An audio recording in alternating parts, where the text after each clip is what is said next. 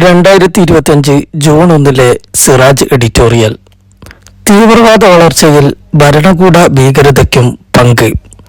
എന്തുകൊണ്ടാണ് ആളുകൾ തീവ്രവാദ പ്രസ്ഥാനത്തിലേക്ക് ആകൃഷ്ടരാകുന്നത്? കാരണങ്ങൾ പലതുണ്ടാകാം. എന്നാൽ ഭരണകൂട ഭീകരതയ്ക്ക് ഇതിൽ ചെറുതല്ലാത്ത പങ്കുണ്ട്. കഴിഞ്ഞ ദിവസം ബോംബെ ഹൈക്കോടതിയും ചൂണ്ടിക്കാട്ടി ഇക്കാര്യം.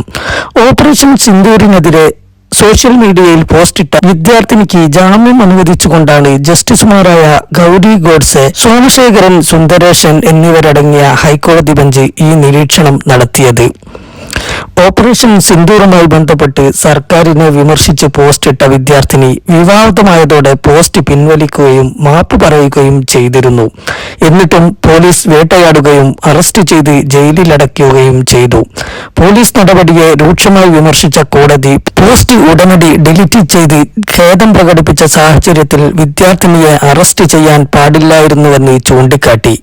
തെറ്റുതിരുത്താൻ തയ്യാറായ വിദ്യാർത്ഥിനിയെ സർക്കാർ അറസ്റ്റ് ചെയ്ത് കുറ്റവാളിയാക്കിയത് വിപരീത ഫലം ഉളവാക്കും. ഭരണകൂടത്തിന്റെ ഭാഗത്തു നിന്നുണ്ടാകുന്ന ഇത്തരം തെറ്റായ നടപടികൾ വ്യക്തികളെ തീവ്രവാദത്തിലേക്ക് നയിക്കാൻ സാധ്യതയുണ്ടെന്നും കോടതി നിരീക്ഷിച്ചു. വിവാദ പോസ്റ്റിന്റെ പേരിൽ വിദ്യാർത്ഥിനിയെ പുറത്താക്കിയ കോളേജിന്റെ നടപടിയെയും കോടതി വിമർശിച്ചു.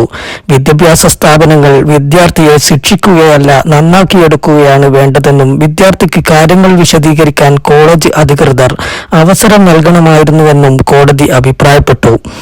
ഒരു വ്യക്തി അഭിപ്രായം പ്രകടിപ്പിച്ചതിന് എന്തിനാണ് അയാളുടെ ജീവിതം നശിപ്പിക്കുന്നതെന്നും കോടതി ചോദിച്ചു. ഭരണകൂടത്തിനെതിരെ ശബ്ദമുയർത്താനും വിയോജിക്കാനുമുള്ള അവകാശം ഭരണഘടനാദത്തമാണ്. പലതവണ തറപ്പിച്ചു പറഞ്ഞതാണ് സുപ്രീം കോടതി ഇക്കാര്യം. 2024 മാർച്ചിൽ പ്രൊഫസർ ജാവേദ് അഹ്മദ് ഹജാമിന്റെ കേസിൽ കോടതി നടത്തിയ പരാമർശം ശ്രദ്ധേയമാണ്. ഏതൊരു ജനാധിപത്യ സമൂഹത്തിന്റെയും മൂലക്കല്ലാണ് സംസാര സ്വാതന്ത്ര്യവും ആവിഷ്കാര സ്വാതന്ത്ര്യവും.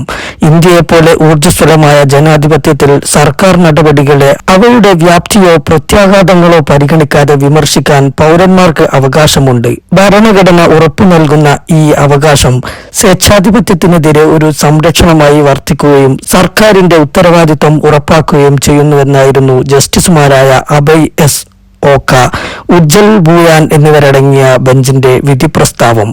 കാശ്മീരിലെ ബാരാമുല്ല സ്വദേശിയും മഹാരാഷ്ട്ര കോലാപൂരിലെ കോളേജ് പ്രൊഫസറുമായ ജാവേദ് അഹ്മദ് ഹജാമിന്റെ സോഷ്യൽ മീഡിയയിലെ 2 സ്റ്റാറ്റസുകളാണ് കേസിന് ആസ്പദമായ സംഭവം.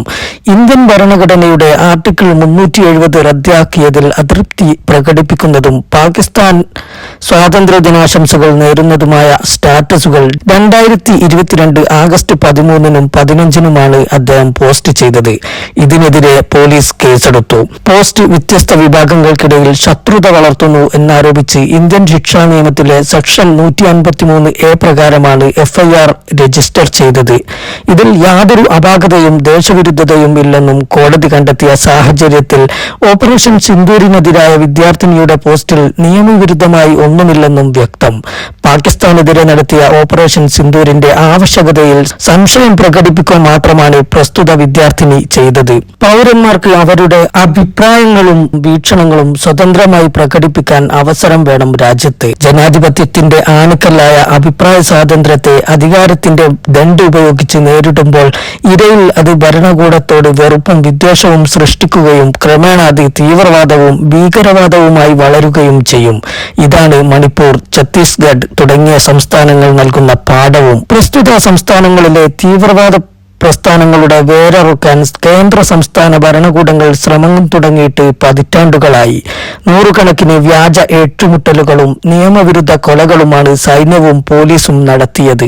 എന്നിട്ടും ഇപ്പോഴും ശക്തമാണ് ഈ പ്രദേശങ്ങളിൽ തീവ്രവാദ പ്രസ്ഥാനങ്ങൾ. ഭരണകൂടത്തിന്റെ തെറ്റായ നയങ്ങളാണ് കാരണം.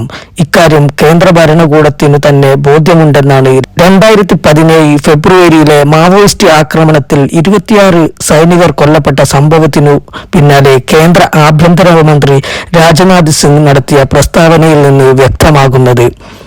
മാവോയിസ്റ്റുകൾക്കെതിരായ സർക്കാർ നയത്തിൽ പുനഃപരിശോധന ആവശ്യമാണെന്നാണ് അദ്ദേഹം പറഞ്ഞത്. അടിച്ചമർത്തൽ നിലപാടല്ല, ചർച്ചകളും നയപരമായ നടപടികളുമാണ് തീവ്രവാദ പ്രതിരോധത്തിന് കൂടുതൽ ഫലപ്രദമെന്നാണ് അദ്ദേഹം സൂചിപ്പിച്ചത്. സർക്കാരിനെതിരെ ഉയരുന്ന എല്ലാ വിമർശനങ്ങളുടെ കാര്യത്തിലും ഈ സമീപനമാണ് വേണ്ടത്. എതിർപ്പിന്റെ സ്വരങ്ങളെ അന്യായമായും അധികാരത്തിന്റെ മുഷ്ക് ഉപയോഗിച്ചും ഇല്ലാതാക്കാനുള്ള അവകാശം ഭരണകൂടത്തിന് ജനാധിപത്യം അനുവദിച്ചു കൊടുക്കുന്നില്ല. അധികാരത്തോട് വിധേയത്വം മാത്രമുള്ള വിയോജന സ്വരമുയർത്താത്ത ജനത ജനാധിപത്യ വ്യവസ്ഥക്ക് ഭൂഷണമല്ലെന്ന് മാത്രമല്ല അപകടകരവുമാണ്. ഏകാധിപത്യ സ്വേച്ഛാധിപത്യ രാജ്യങ്ങളുടെ സ്വഭാവമാണ് എതിർ സ്വരങ്ങൾക്കു നേരെ വാതിൽ കൊട്ടിയടക്കുന്ന അധികാരമുഷ്ക്. വിയോജിപ്പുകൾക്കു നേരെ കൂടി വാതിൽ തുറന്നു വെച്ചിരിക്കുന്നുവെന്നതാണ് ഇന്ത്യൻ ജനാധിപത്യത്തെ വ്യത്യസ്തവും സവിശേഷവുമാക്കുന്നത്.